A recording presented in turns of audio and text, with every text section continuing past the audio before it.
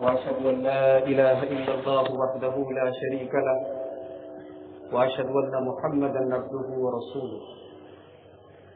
يا أيها الذين آمنوا اتقوا الله حق تقاته ولا تموتن إلا وأنتم مسلمون.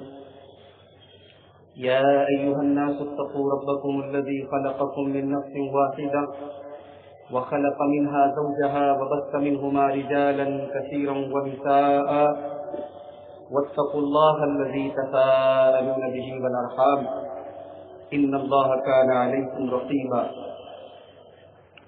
يا أيها الذين آمنوا اتقوا الله وقولوا قولا سديدا يصلح لكم أعمالكم ويغفر لكم ذنوبكم ومن يطع الله ورسوله فقد فاز فوزا عظيما. أما بعد فإن خير الحديث كتاب الله وخير الهدي هدي محمد صلى الله عليه وسلم وشر الأمور محدثاتها وكل محدثة بدعة وكل بدعة ضلالة وكل ضلالة في النار. أعوذ بالله من الشيطان الرجيم. بسم الله الرحمن الرحيم.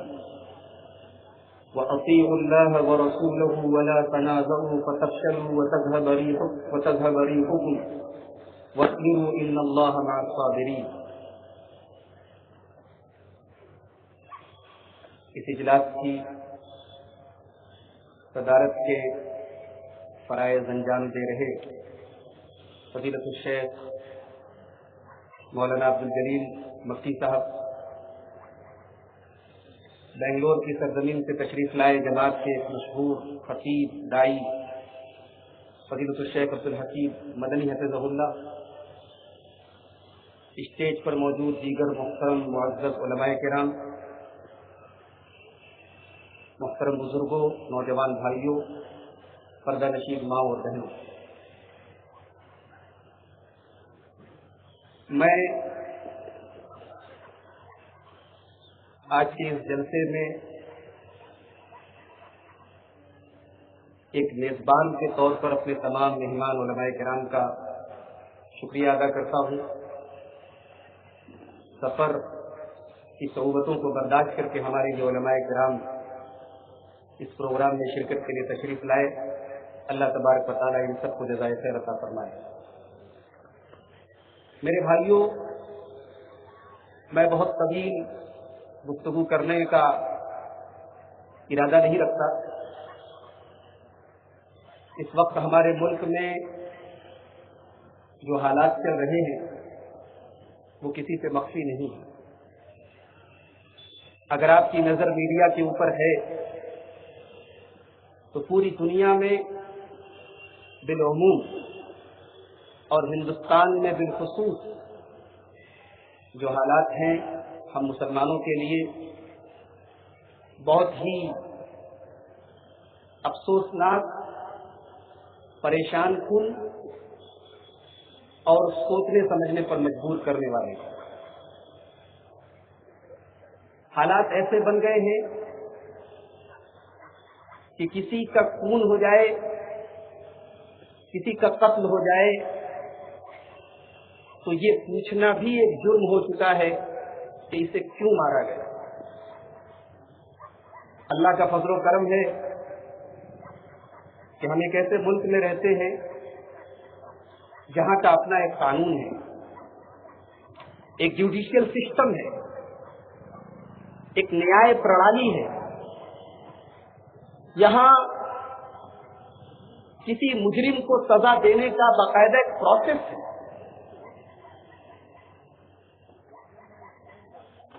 کسی کو یہ حق نہیں پہنچتا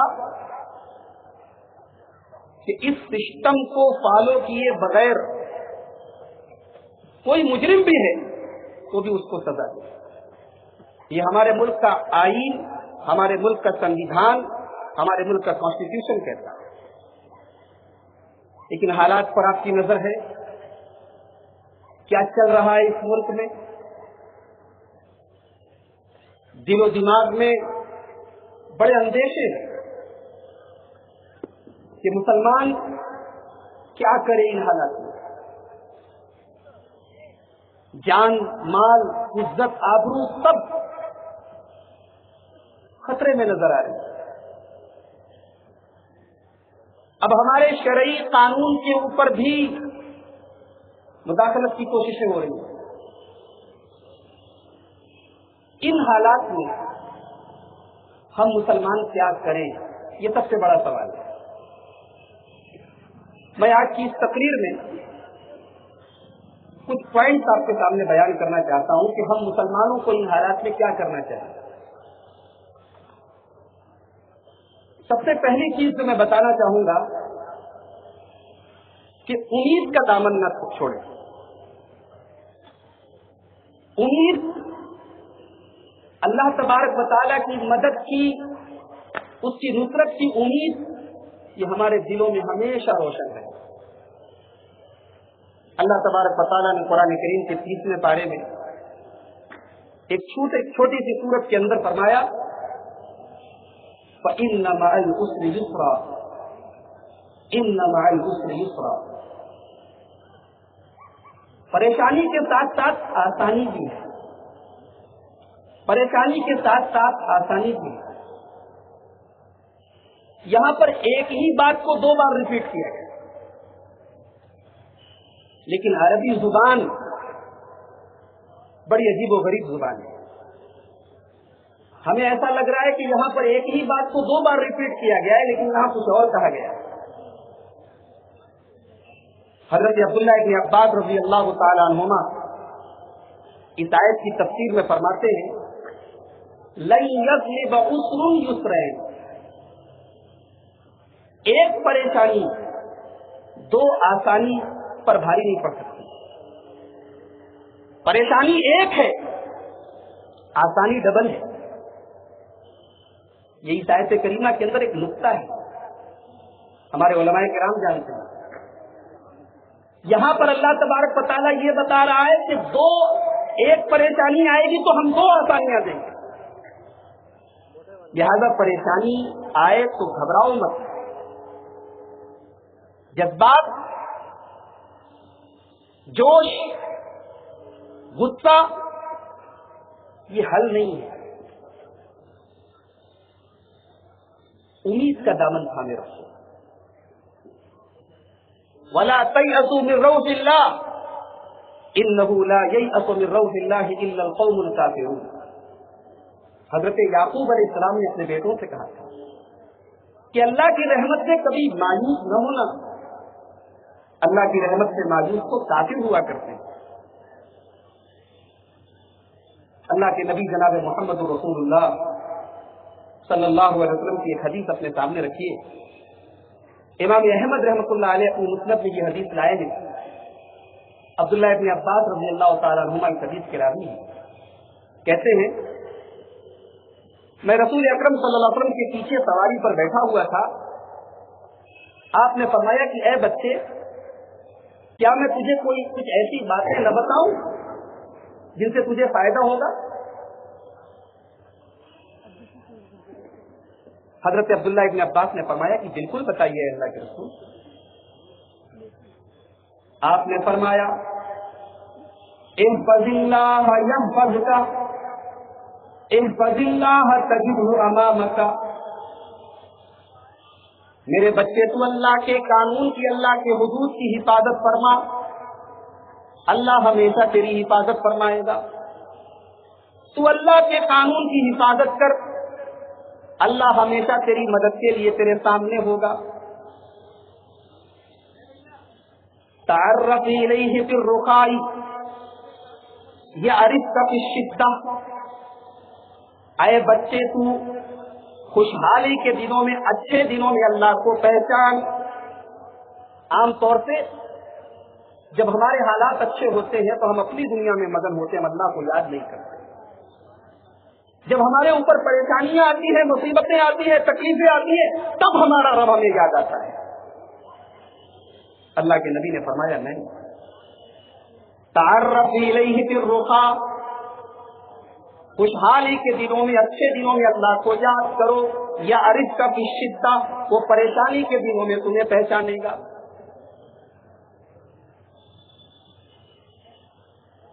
جب القلم بما ہوا کائن، اللہ کے قلم نے پوری دنیا کی تقدیر کو لکھ دیا ہے. اللہ تبارک و تعالیٰ نے تقدیر کے قلم سے ساری کائنات کی تقدیر کو لکھ دیا ہے، اور اس قلم کی روشنائی سوکھ چکی ہے. اب دنیا میں وہی ہوگا جو کاتب تقدیر نے لکھا ہے، جو اللہ تبارک و تعالیٰ نے ہم سب کے مقدر میں لکھا ہے. مقدر سے 1 انچ آگے یا 1 انچ پیچھے ہونے والے نہیں ہیں. پھر اللہ کے رسول نے اپنی اس بات کو ایکسپلین کرتے ہوئے اور کلیئر کرتے ہوئے فرمایا، وَاعْلَمْ أَنَّ الْخَلْقَ كُلَّهُمْ جَمِيعًا أَرَادُوا أَن يَنْفَعُوكَ بِشَيْءٍ لَمْ يَكْتُبْهُ اللَّهُ عَلَيْكَ لَمْ يَقْدِرُوا عَلَيْهِ. اے عبداللہ ابن عباس، اگر ساری کائنات مل کر تجھے کوئی فائدہ پہنچانا چاہے اور وہ فائدہ اللہ تبارک و تعالیٰ نے تمہارے مقدر میں نہیں لکھا ہے، ساری کائنات مل کر تمہیں وہ فائدہ نہیں دے سکتی.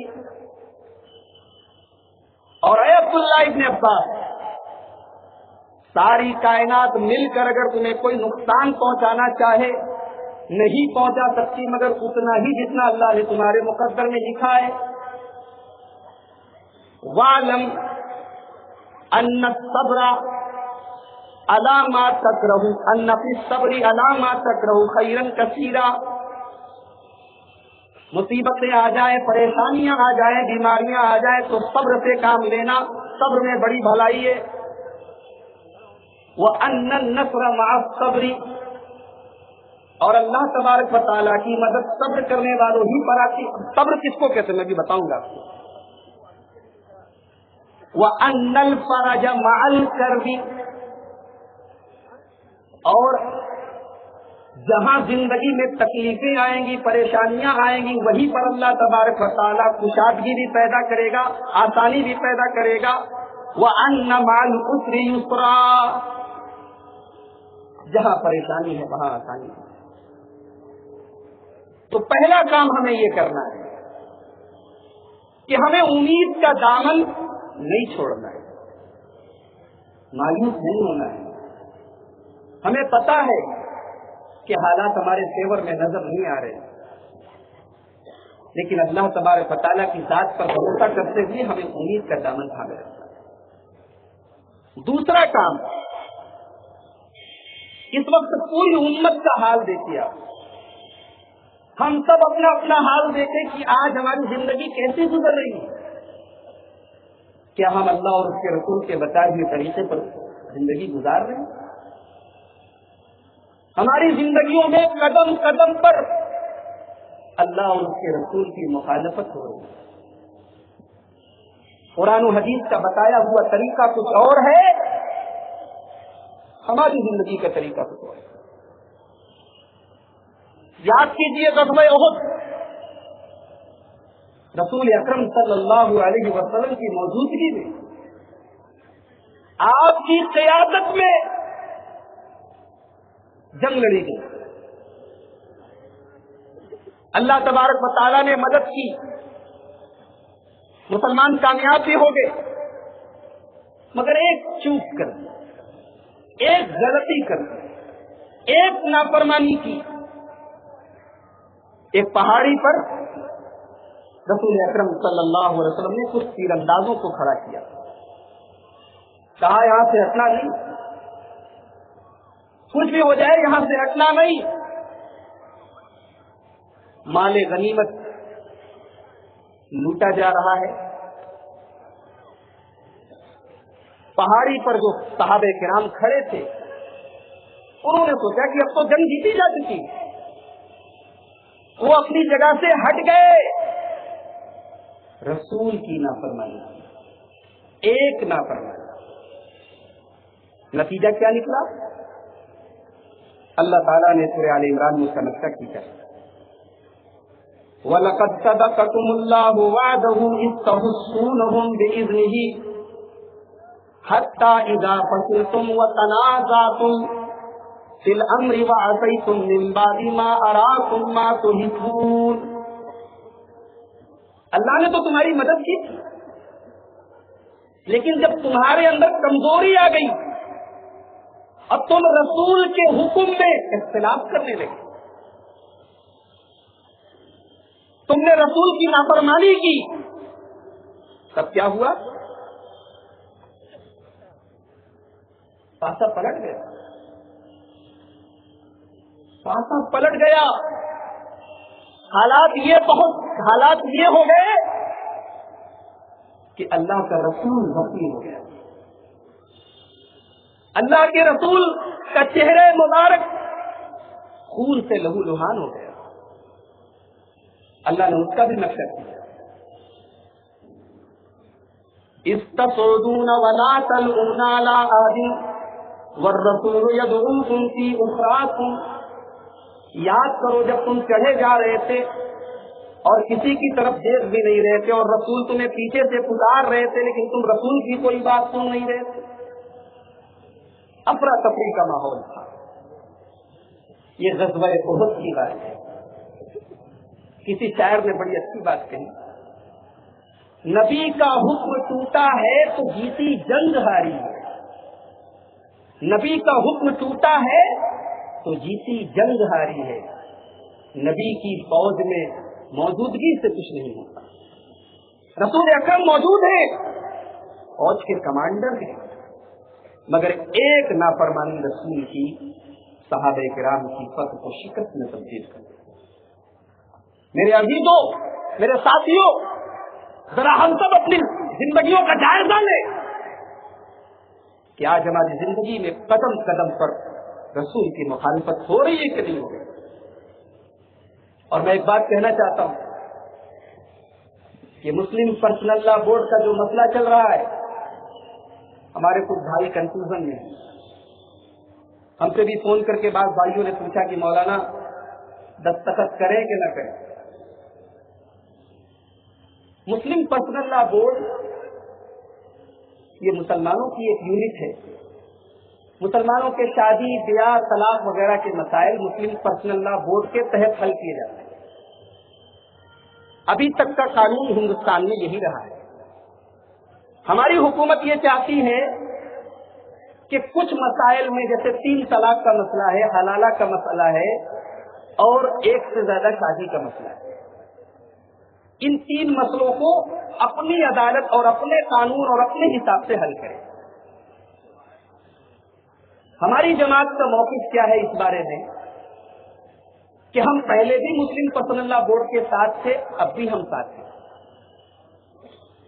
مسلم پرسنل لا بورڈ کے ساتھ ہونے کا یہ مطلب نہیں ہے کہ ہم طلاق وغیرہ کے تمام مسائل میں ان کے موقف سے اتفاق رکھتے ہیں، یہ بات یاد رکھیں۔ ایک آدمی اگر اپنی بیوی کو ایک ساتھ 3 طلاق دے دیتا ہے، قرآن و حدیث کی روشنی میں اہل حدیث کا موقف یہ ہے کہ وہ 1 طلاق ہوتی ہے۔ یہ موقع نہیں ہے کہ دلائل ذکر کیے جائیں۔ ہمارے حنفی بھائیوں کے یہاں ایک مجلس کی 3 طلاق 3 ہوتی ہے۔ یہاں مسئلہ یہ نہیں ہے کہ ایک مجلس کی 3 طلاق 3 ہوتی ہے یا 1 ہوتی ہے، مسئلہ یہ ہے کہ یہ ہمارا انٹرنل میٹر ہے، یہ ہم مسلمانوں کا معاملہ ہے کہ ہم حل کریں گے، اور ہمارے یہاں معاملات حل کرنے کے لیے کتاب و سنت موجود ہے، قرآن اور حدیث میں۔ ہم حکومت کو، اپنی گورنمنٹ کو، اپنی سرکار کو اس بات کی اجازت نہیں دے سکتے کہ وہ ہمارے نکاح اور طلاق کے مسائل کو حل کریں، یہ ہمارا حصہ ہے۔ اس لیے مسلم پرسنل لا بورڈ کی طرف سے جو فارم پر دستخط ہو رہی ہے اس پہ یہ نہیں لکھا ہے، اس سے دستخط کرنے کا یہ مطلب نہیں ہے کہ ہم اہل حدیث بھی یہ مانتے ہیں کہ ایک ساتھ اگر کوئی 3 طلاق دے تو 3 ہو جاتے ہیں، نہیں، یہ مطلب نہیں ہے۔ اس کا صرف ایک مطلب ہے کہ ہم حکومت کا انٹرفیئر کرنا صحیح نہیں سمجھتے نکاح اور طلاق کے مسائل۔ اور میں ایک بات یہ بھی کہتا ہوں کہ آج اگر اسلام کے دشمنوں کو اعتراض کرنے کا موقع ملا ہے کہ بھائی تمہارے یہاں 3 طلاق 3 ہو جاتی ہے اور حلالہ ہے، یہ ہے وہ ہے، یہ سب بھی ہماری اپنی کرتوتوں کا نتیجہ ہے، ہماری ہٹ دھرمی اور ہمارے تعصب کا نتیجہ ہے۔ کاش ہم نے مطلب نہ بچایا ہوتا، دین بچایا ہوتا۔ قرآن نے 1400 سال پہلے ہمارے تمام اختلافات کو حل کرنے کا ایک ہی نسخہ بتایا ہے، فَرُدُّوهُ إِلَى اللَّهِ وَالرَّسُولِ، آ جاؤ اللہ کی طرف، آ جاؤ رسول کی طرف۔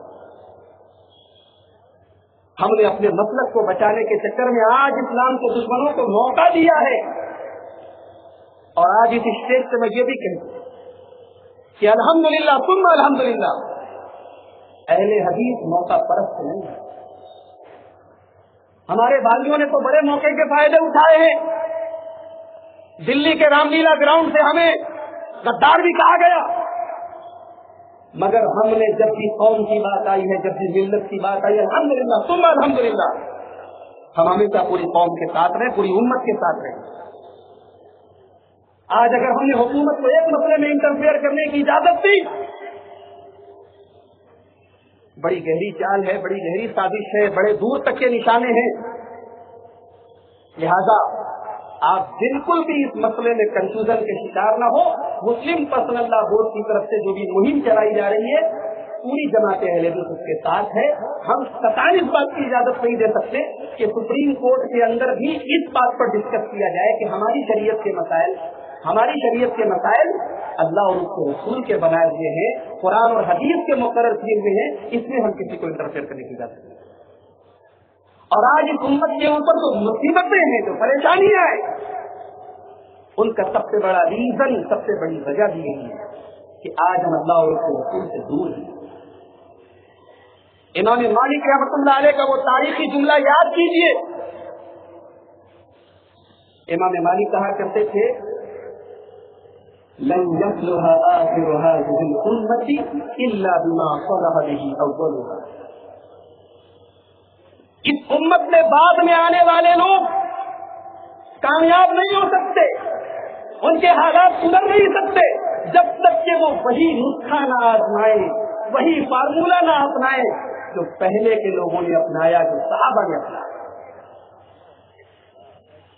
ہم پریشان ہیں، ہم ذلیل ہیں، ہم خار ہیں، ہمارے بچے یونیورسٹیوں سے غائب ہو جا رہے ہیں، 20-20 دن تک حکومت کو کوئی خبر نہیں۔ جو حکومت جیل سے بھاگے ہوئے اپرادھیوں کو 4 گھنٹے میں پکڑ لیتی ہے، 20 دن سے نجیب غائب ہے، نجیب کی ماں کی چٹھیوں کا کوئی جواب نہیں ہماری حکومت کے پاس، ہماری انٹیلیجنس کے پاس۔ میرے بھائیوں، ان حالات کو حل کرنا ہے تو ہمیں اور آپ کو اپنے آپ کو سدھارنا ہوگا، اپنی زندگی کو سدھارنا ہوگا، اپنی اصلاح کرنی ہوگی، کتاب و سنت کی طرف پلٹنا ہوگا۔ فَلْيَحْذَرِ الَّذِينَ يُخَالِفُونَ عَنْ أَمْرِهِ أَن تُصِيبَهُمْ فِتْنَةٌ أَوْ يُصِيبَهُمْ عَذَابٌ أَلِيمٌ۔ اللہ نے فرمایا پورے نور کے اندر کہ رسول کے فرمان کی مخالفت کرنے والے بچ نہیں سکتے، اللہ کی طرف سے کوئی فتنہ یا کوئی عذاب ضرور پہنچے گا۔ تو یہ دوسری بات میں کہنا چاہتا ہوں کہ ان حالات میں ہم کتاب و سنت کی طرف پڑھتے ہیں۔ تیسری چیز،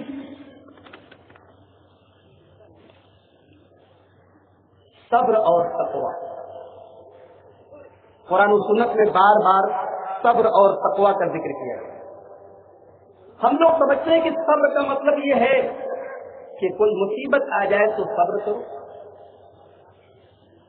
صبر غور کیا جائے تو آدھا ایمان ہے، آدھا ایمان صبر ہے، آدھا ایمان شکر ہے۔ صبر کس کو کہتے ہیں؟ سارا زمانہ بے حیائی اور ننگے پن کے سیلاب میں ڈوبا ہوا ہے، ہم نے اپنے کیریکٹر کو، اپنے کردار کو بچا لیا، جو صبر ہے۔ دنیا فجر کی نماز میں سو رہی ہے، اللہ کا بندہ اٹھتا ہے، ٹھنڈے ٹھنڈے پانی سے وضو کر کے نماز پڑھتا ہے، جو صبر ہے۔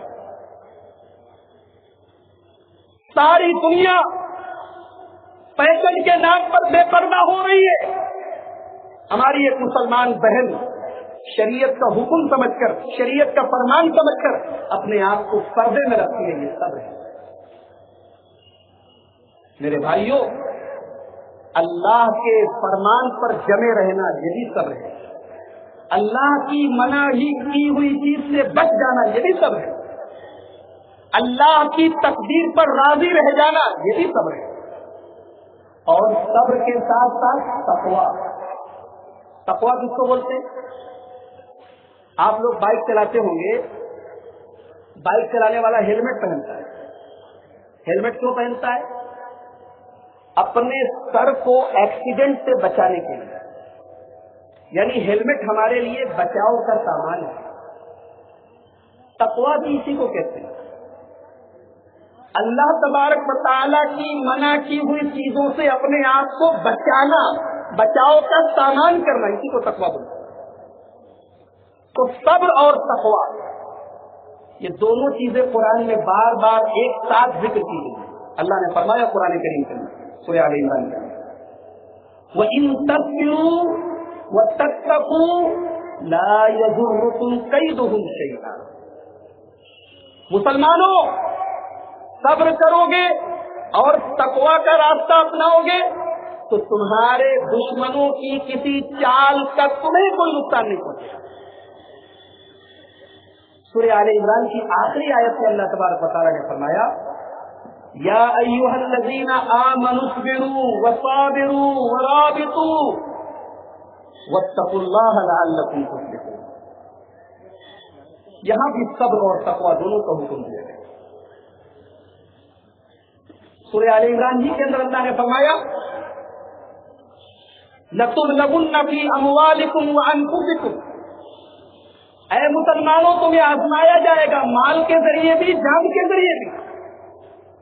وَلَتَسْمَعُنَّ مِنَ الَّذِينَ أُوتُوا الْكِتَابَ مِنْ قَبْلِكُمْ وَمِنَ الَّذِينَ أَشْرَكُوا أَذًى كَثِيرًا. بڑی تکلیفیں دی جائیں گی تم کو، بڑا سننا پڑے گا. اہل کتاب بھی تمہیں برا برا کہیں گے، مشرکین بھی برا برا کہیں گے، سننا پڑے گا. وَإِن تَصْبِرُوا وَتَتَّقُوا فَإِنَّ ذَلِكَ مِنْ عَزْمِ الْأُمُورِ. اگر تم صبر کا دامن تھامے رہو گے، اگر تم تقویٰ کا دامن تھامے رہو گے تو یہ بڑے دل گردے کا معاملہ ہے، یہ بڑے حوصلے کا ہے. تو یہ ہمارے حالات کا تیسرا حل ہے کہ صبر اور تقویٰ کا دامن ہم تھامیں. چوتھی چیز، اسلام کی بنیاد کس چیز پر ہے؟ توحید پر. ایک مسلمان کون سا کلمہ پڑھ کے اسلام میں داخل ہوتا ہے؟ لا الہ الا اللہ. توحید ہماری بنیاد ہے. بنیاد گڑبڑ ہوگی، عمارت گڑبڑ ہوگی. بنیاد میں کمی آئے گی، پوری عمارت چوپٹ ہو جائے گی. توحید ہماری پہچان بھی ہے، ہماری بنیاد بھی ہے.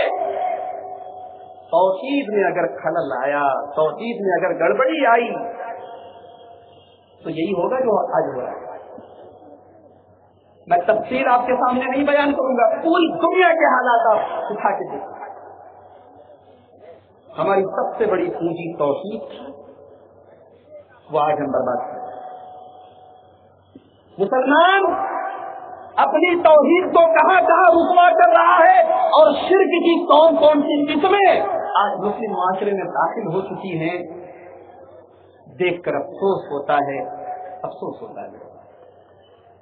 اللہ نے ہم سے وعدہ ضرور کیا ہے کہ ہم مدد کریں گے، ہم تمہارا ساتھ دیں گے، مگر ساتھ میں یہ بھی کہا ہے کہ توحید پر رہنا.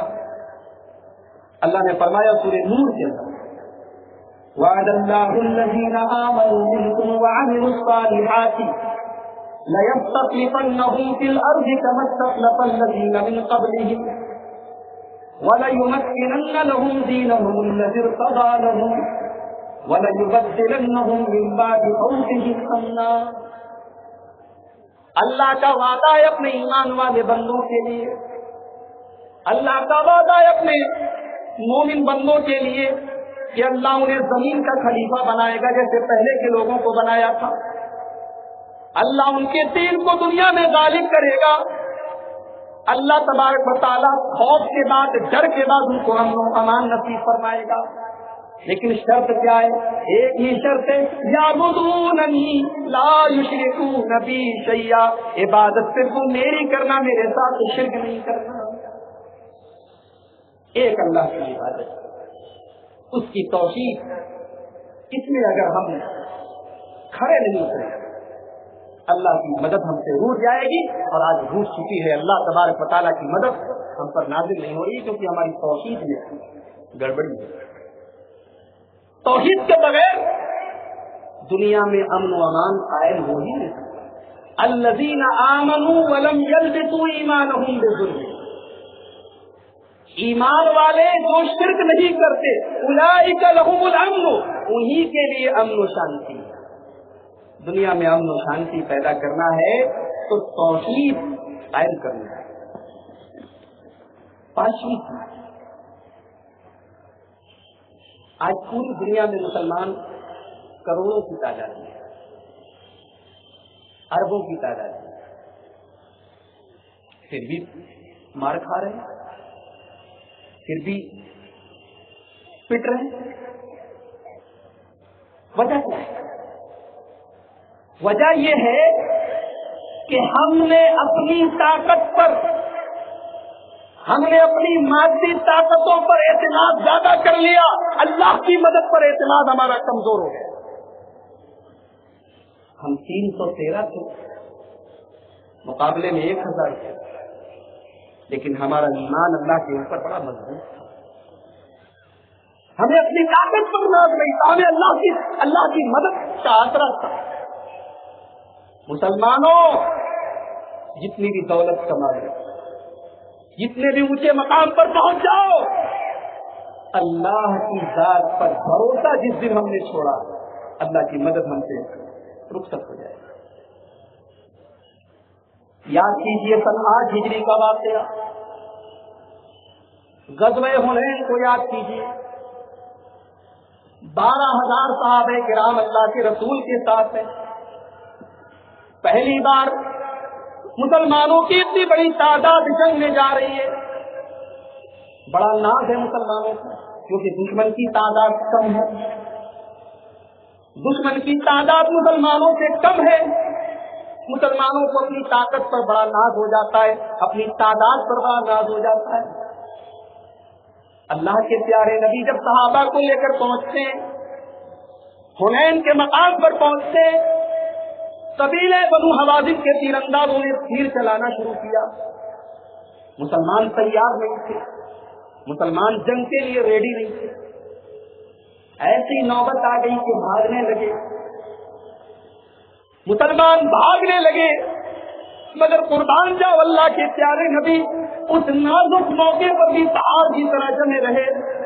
آپ کے ساتھ مٹھی بھر صحابہ تھے، اور آپ بیچ میں کھڑے اور آپ کہتے ہیں الیہ عباد اللہ، الیہ عباد اللہ، اللہ کے بندو ادھر آؤ، ادھر آؤ، انا النبی لا کذب انا ابن عبد المطلب، آ جاؤ، میں جھوٹا نہیں ہوں، میں اللہ کا نبی ہوں، میں عبد المطلب کا بیٹا ہوں۔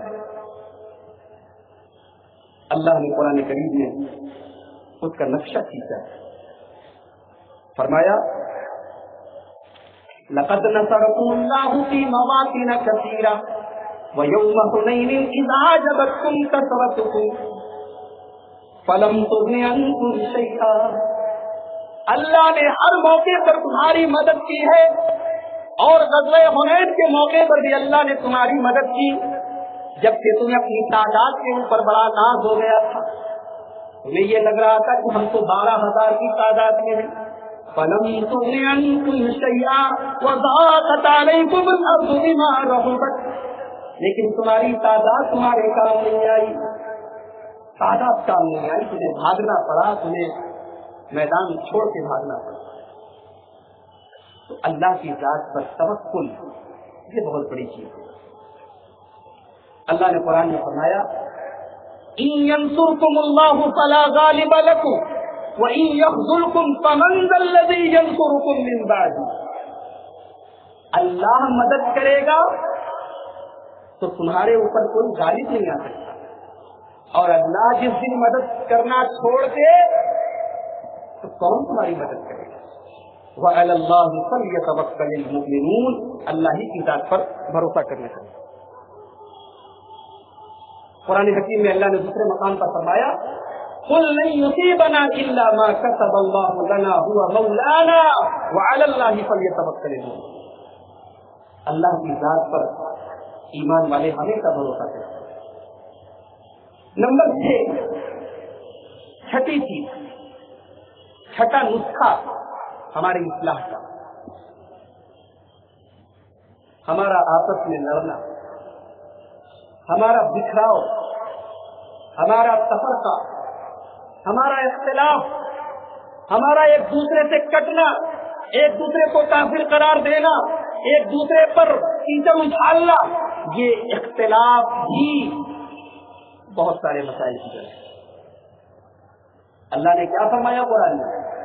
وَأَطِيعُوا اللَّهَ وَرَسُولَهُ وَلَا تَنَازَعُوا فَتَفْشَلُوا وَتَذْهَبَ رِيحُكُمْ۔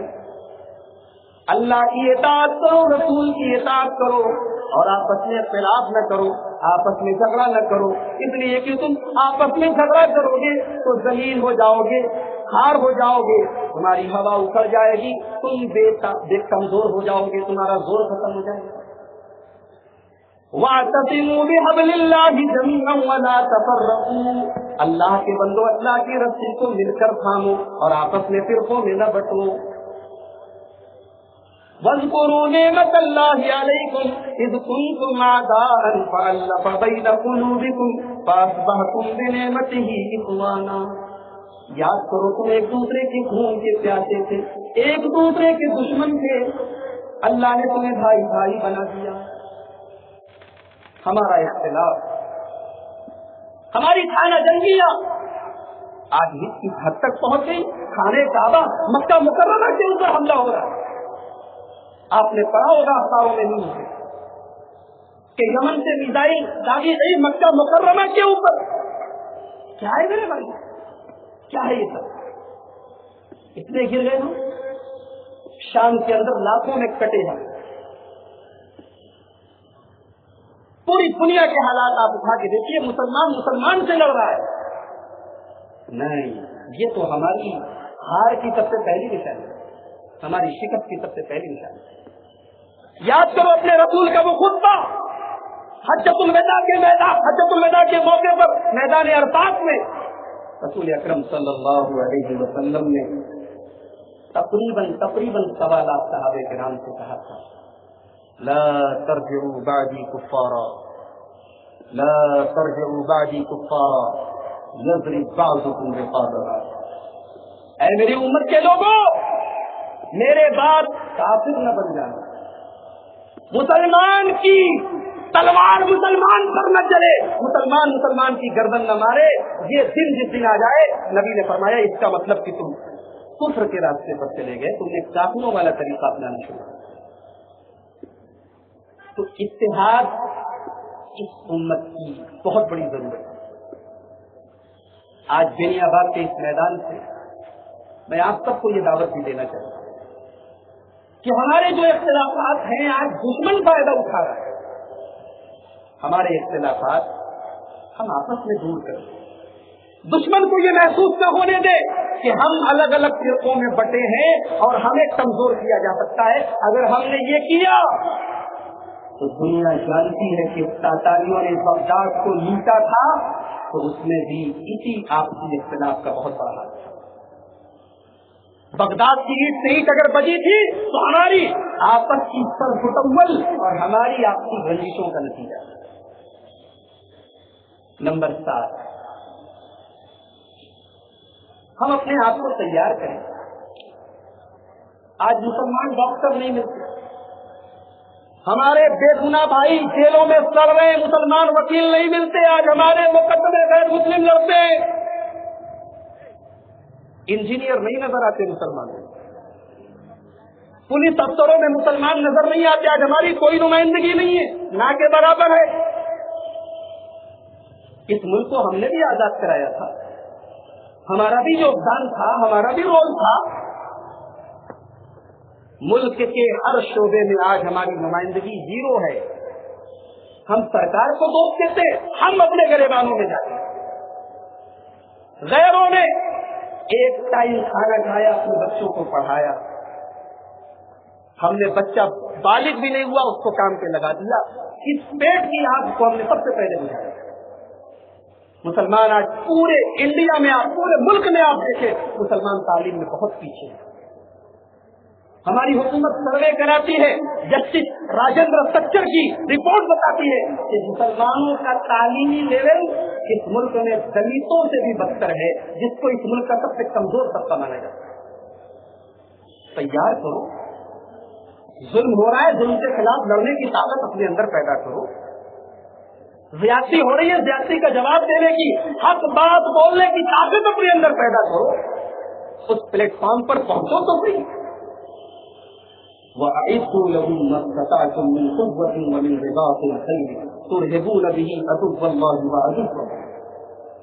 اللہ نے فرمایا تیاری کرو، اپنے آپ کو طاقتور بناؤ، اپنی قوت صلاحیت اپنی اکٹھا کرو۔ نمبر 8، جواہر لال نہرو یونیورسٹی سے نجیب نام کا ایک لڑکا گائے گا، 20 دن سے زیادہ ہوگا۔ اتنا بڑا ملک ہے، 125 کروڑ کی آبادی ہے، 125 کروڑ میں نجیب احمد کہاں گیا؟ کوئی پوچھنے والا نہیں، کوئی حساب لینے والا نہیں۔ نجیب کی ماں کی آنکھوں کے آنسو بند نہیں ہو رہے۔ کیا طریقہ ہے؟ مسلمان اتنی بڑی تعداد میں اس ملک میں ہے، کوئی ایسا پلیٹ فارم نہیں ہے جہاں پر مسلمان متحد ہو سکتے، یہ آپس میں ہی لڑتے مرتے رہتے ہیں۔ یہ ہماری پہچان تو نہیں، ہماری پہچان کیا تھی؟ وَأَمْرُهُمْ شُورَىٰ بَيْنَهُمْ، مسلمان آپس کا ہر کام مشورے سے کرتے، چھوٹا سے چھوٹا کام وہ مسلمان آپس میں مشورے سے کرتے۔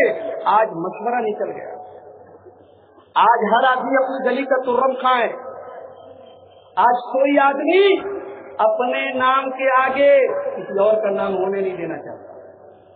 ایسے چلے گا کام، ایسے چلے گی ملت، ایسے چلے گی امت۔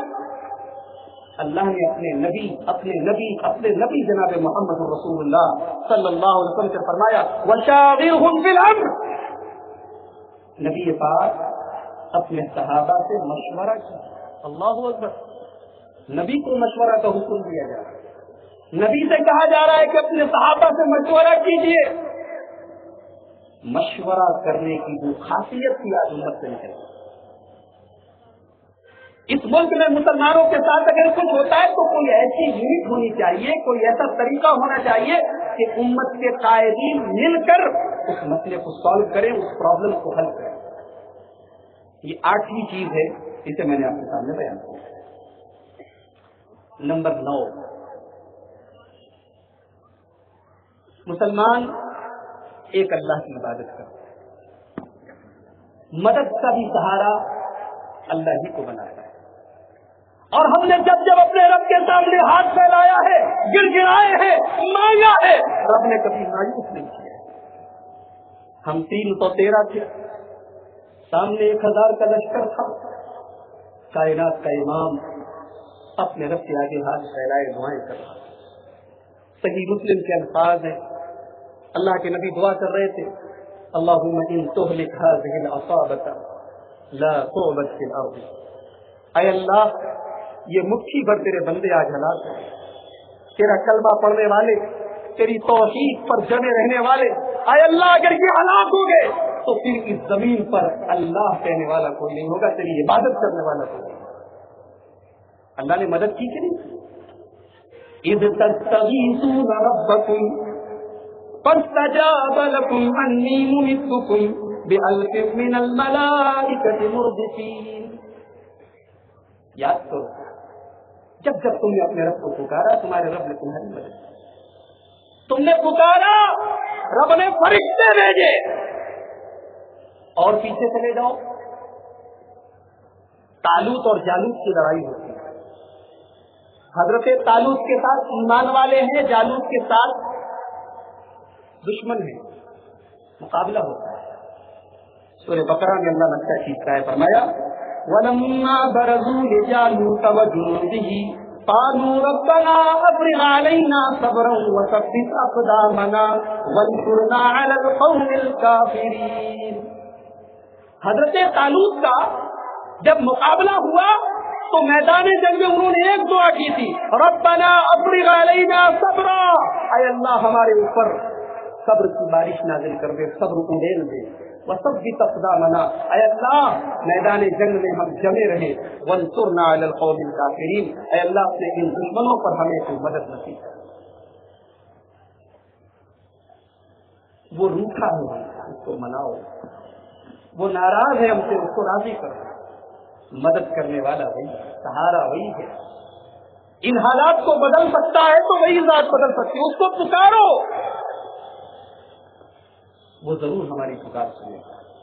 امن یجیب المضطر اذا دعاہ ویکشف السوء، مصیبت میں جب بھی کوئی پکارتا ہے وہ پروردگار ضرور سنتا ہے۔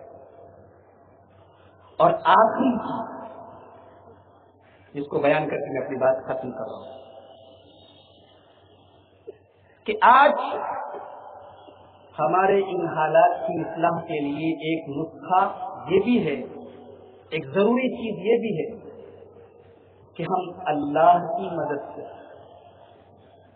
یا ایھا الذین آمنوا ان تنصروا اللہ ینصرکم ویثبت اقدامکم، اے ایمان والو تم اللہ کی مدد کرو گے اللہ تمہاری مدد کرے گا۔ کیا مطلب؟ کیا اللہ تبارک و تعالیٰ کو ہماری مدد کی ضرورت ہے؟ نعوذ باللہ، نہیں، اللہ تو ہماری مدد کی ضرورت نہیں، اللہ تو غنی ہے، اللہ تو بے نیاز ہے۔ اللہ کی مدد کرو مطلب اللہ کی دین کی مدد کرو۔ آج اسلام کو ہماری مدد کی ضرورت ہے، اسلام کو بدنام کیا جا رہا ہے، یہ ISI، یہ ISIS، یہ کیا ہے؟ یہ اسلام کے دشمن ہیں جنہوں نے مسلمانوں کا چولہا پہنا ہے، اور انہوں نے حالات ایسے بنا دیے کہ مسلمان کا نام سن کے آدمی گھن کھائے، مسلمان کے بازو میں بیٹھنے میں کترائے، مسلمان کے ساتھ رہنا پسند نہ کرے۔ انہوں نے ایسی نفرت کی لہر پوری دنیا میں پیدا کر دی۔ ہماری اور آپ کی ذمہ داری ہے کہ ہم دنیا کو بتائیں کہ ارے وہ اسلام جو فالتو پانی بہانے کی اجازت نہیں دیتا وہ کسی کا خون بہانے کی اجازت دے گا، وہ اسلام جو بلی اور کتے کے ساتھ رحم و مربت کرنے پر جنت و جہنم کا فیصلہ کرتا ہو، وہ اسلام کسی بے قصور کی ہتیا کرنے کی اجازت نہیں دیتا۔ آج اسلام کی مدد کا ایک طریقہ یہ بھی ہے کہ اپنے برادران وطن کو، اپنے غیر مسلم بھائیوں کو ہم بتائیں کہ what is Islam, what is Quran, who is our prophet, اپنے نبی کے بارے میں، اپنے قرآن کے بارے میں، اپنے دین کے بارے میں ہم ان کو بتائیں، یہ بھی بہت بڑی مدد ہے۔ آج نہ دماغوں میں زہر بھرا گیا ہے، اور جب سے یہ سوشل میڈیا آیا ہے، فیس بک، ٹویٹر، واٹس ایپ، سچ کو جھوٹ اور جھوٹ کو سچ کرنا بڑا آسان ہے۔ تو ہمیں اور آپ کو ان سبھی چیزوں کا استعمال کر کے اسلام کی صحیح شکل کو دنیا کے سامنے پیش کرنا ہے۔ یہ 10ویں چیز ہے کہ ہم اسلام کی مدد کریں، یعنی اسلام کی صحیح شکل کو دنیا کے سامنے نمایاں کریں۔ محترم سامعین، یہ قرآن و سنت کی روشنی میں، اپنے مطالعے کی روشنی میں نے 10 پوائنٹ نوٹ کیے تھے جو میں نے آپ کے سامنے بیان کیے۔ باتیں اور بھی ہو سکتی ہیں، اس میں کچھ اور پوائنٹ کو بھی جوڑا جا سکتا ہے، لیکن فی الحال اگر ان 10 چیزوں کو ہم اپنا لیں، انشاءاللہ مجھے سبھی امید ہے کہ ہمارے حالات کی یقیناً اصلاح ہو سکتی ہے۔ رب العالمین سے دعا ہے الہ العالمین تمام مسلمانوں کی مدد فرمائے، ان کی نصرت فرمائے۔ مسلمانوں کے اوپر اس وقت ملک میں جو حالات ہیں، رب العالمین ہماری مدد فرمائے۔ ہمارے وہ مظلوم بھائی جو کسی بھی طریقے سے جیلوں میں بند ہیں، رب العالمین ان کی مدد فرمائے، اور اس ملک میں قانون کی بالادستی قائم رہے، اس ملک میں قانون کی بالادستی قائم رہے، کسی کو ظلم کرنے کی اجازت نہ ملے، کسی کو اپنی منمانی کرنے کی اجازت نہ ملے۔ اللہ تبارک و تعالی حق اور انصاف پر چلنے والوں کی تائید اور مدد فرمائے، یہی میری اللہ سے دعا ہے۔ وآخر دعوانا الحمدللہ رب العالمین، والسلام علیکم ورحمۃ اللہ وبرکاتہ۔